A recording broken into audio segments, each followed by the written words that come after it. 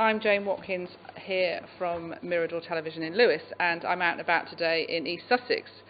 And today I'm in the Stables Theatre in Hastings, Old Town. They're in the middle of rehearsing for a very groundbreaking production of Macbeth. So we're going to have a little chat to a couple of the actors and the chairman of the Stables Theatre. Come with me.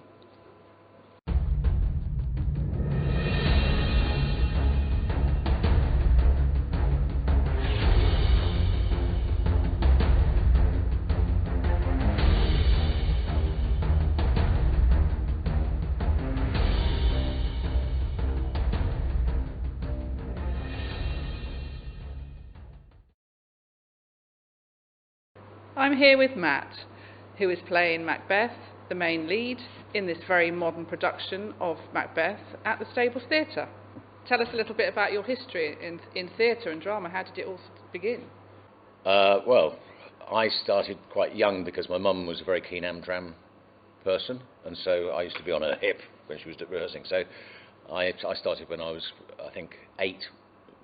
I played young Macduff, in fact, when she was the first witch, in front of a fee-paying audience, and from that I went into the Children's Music Theatre, National Youth Theatre, studied drama at drama school in Wales, and so I've kind of started very young. Tell me a little bit about Australia, travelling around Australia.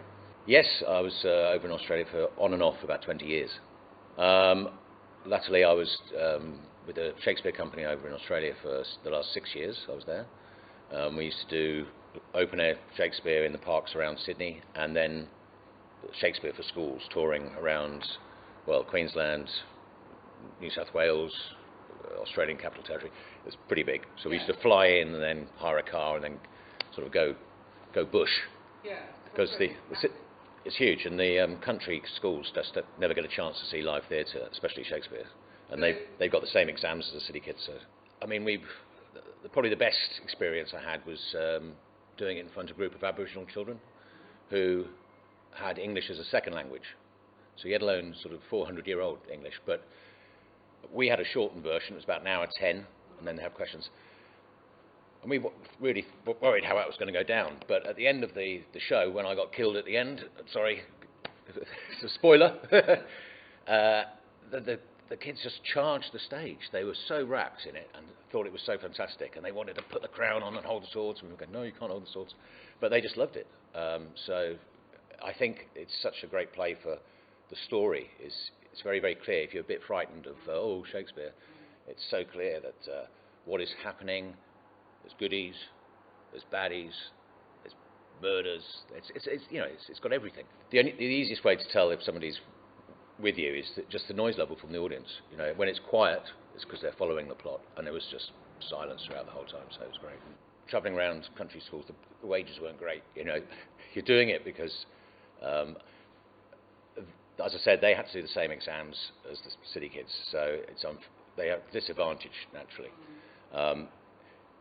I think, although we all have to learn Shakespeare at school for GCSE, whatever, it often can put people off studying it in such great depth. I would say, if I was running the country, everybody should see a Shakespeare, probably Macbeth because it's most accessible, before they're 16. And you're very reliant on the teacher, of course, being okay with it. So I think when you see it, you understand it. And I used to ask all the school kids, well, after they asked us questions, I'd say, can I ask you a couple of questions? And I would say, okay, who at the beginning when we started, for the first 10 minutes was going, oh my God, the language is a bit weird. But then, after about 10 minutes, forgot about the language and were just following the story. Yeah. And there'd be a sea of hands go up. So it's down to the actor, of course. If you're doing it well, the people won't notice that the language is a bit weird. So how did you get involved in this production? I saw the audition notice. We've had, I haven't had any professional work for, well, COVID's been rife. That all went on hold. So I was a bit worried about my brain rotting. And I played Macbeth before, and I thought, what a great opportunity. One, for friends to see me in something where they don't have to travel to London or Brighton, which is the usual routine, and to refresh my brain, get it working again. And and it's a challenge, Macbeth. This is the full show. I've not done the full show before, so yeah, it was a great challenge. And what do you think about this modern production? It's a completely different slant with the projection behind you. Yeah, I mean, it's quite dynamic. I mean, the whole the setting is sort of now when a time of when we're observed everywhere we go. There's cameras all on the streets and things like that. Yeah. So it's very relevant for now. Macbeth, most of his mission once he is about control and keeping where he is, and well, that's what this is all about. All the cameras. That's part of our life now. Mechanically for us, the actors, that's behind us, so it's not too off-putting at all because we're sort of facing that way. So so to work with it, it's no problem at all. How are you coping with learning the lines? They're all in there. We've got a few weeks. It's just whether they come out in the right order at the right time. So what's the Morecambe and Wise? I'm saying all the right words, not necessarily in the right place. No, I know they're okay. They're all in there. So yeah. Thank you very much. Thank you. Thank you. Cheers.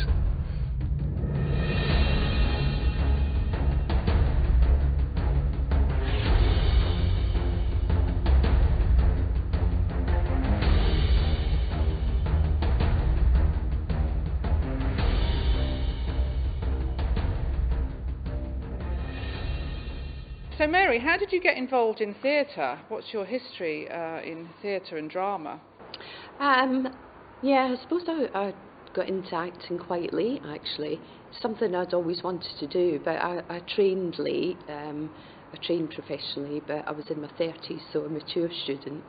And I've sort of really just dabbled ever since then. Yeah, and got involved with the Stables Theatre probably about 6-7 years ago, and sort of kind of regard it as kind of a hobby now, but a very enjoyable one. The first one I did here was Anne Boleyn, and that was the first thing I'd done probably for about 15 years actually, and sort of got the bug again from that one.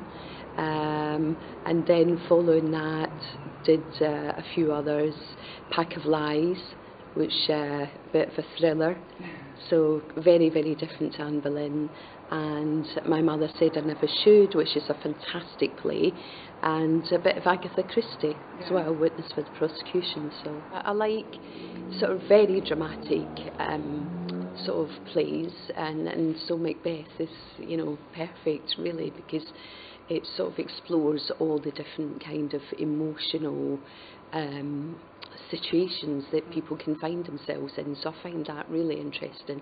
I also love comedy. I haven't actually done a comedy here, but sometime.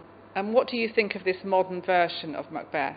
Really interesting, because, you know, the themes that are explored in Macbeth are timeless, really, and universal. You know, it's about human nature and this sort of the dark side of human nature is really kind of, there's a spotlight on that really. So I think it's something that people now can relate to, although the language is very different and obviously not everyone's used to that. It's still very relatable, the temptations, that sort of predicament of doing the right thing, or possibly not doing the right thing when you know the route you're going down isn't sort of the right route. And there's that element of people pleasing and trying to do what you think is expected by another person, the pressures from different sort of quarters. Yeah, no, it's really sort of fascinating. And how are you coping with learning the lines? Oh, that's going okay actually. Personally, I find, because of the rhythm that Shakespeare writes in, I actually find that easier to learn. I know that's possibly not the case for everybody, but it's written in such a rhythm that, for me, I learned through the rehearsal process mainly, through speaking the lines, and then, you know, I sort of go back over and hone the bits that I'm a bit sort of, you know, unsure of. But generally speaking, it's gone well, I think. So I'm thoroughly enjoying the whole experience. Yeah, so great. yeah, looking Thanks very forward much. to it. Thank Good you. time. Thank you. My pleasure.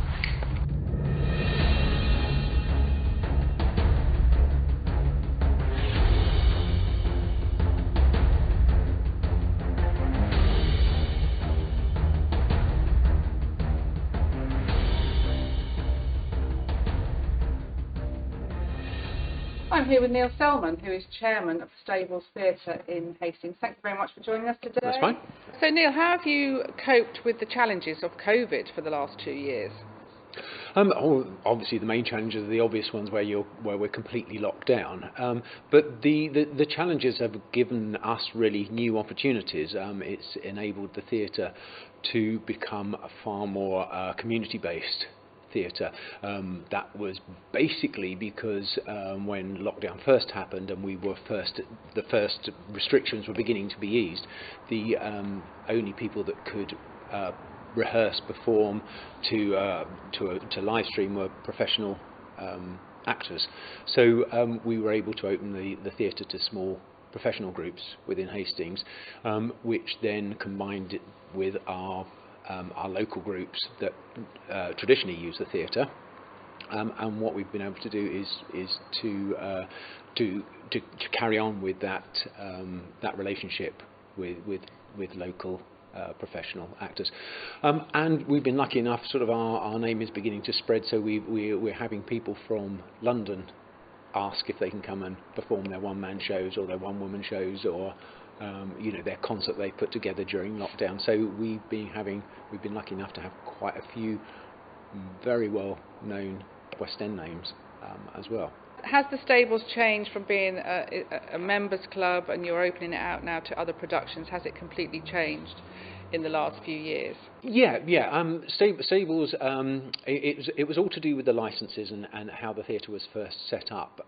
And we used to have a club licence, and the club licence used to mean that it was easier to get a bar licence, to get performance licences. And you used to have to be a member of the theatre for like 24 hours before you could buy a ticket, or 72 hours before you could buy a drink or anything like that. But we actually now, and it's been for quite a few years now, we've actually had a public performing licence and a public bar licence. So the theatre is far more sort of open to sort of everybody that sort of wants to use it. So we in the last 18 months we've gone from sort of basically doing sort of fairly standard plays to working with people with new writing. We've got a group of young people come in. We've got preschool groups in during the year. We've started to work with the local Alzheimer's group. They have a drop-in group. So hopefully we're making the theatre sort of a lot more accessible. We've got a group from the local LGBT community coming in to play later on in the year. They're using it as a sort of a first step on stage, as it were. So we're trying to make the space as welcoming and as safe as possible for them. So yeah, we're moving on. Yeah. Great. Yeah. What do you think of this very modern version of Macbeth? It is extremely exciting. Yeah, the bits I've seen of it are, for the Stables, groundbreaking.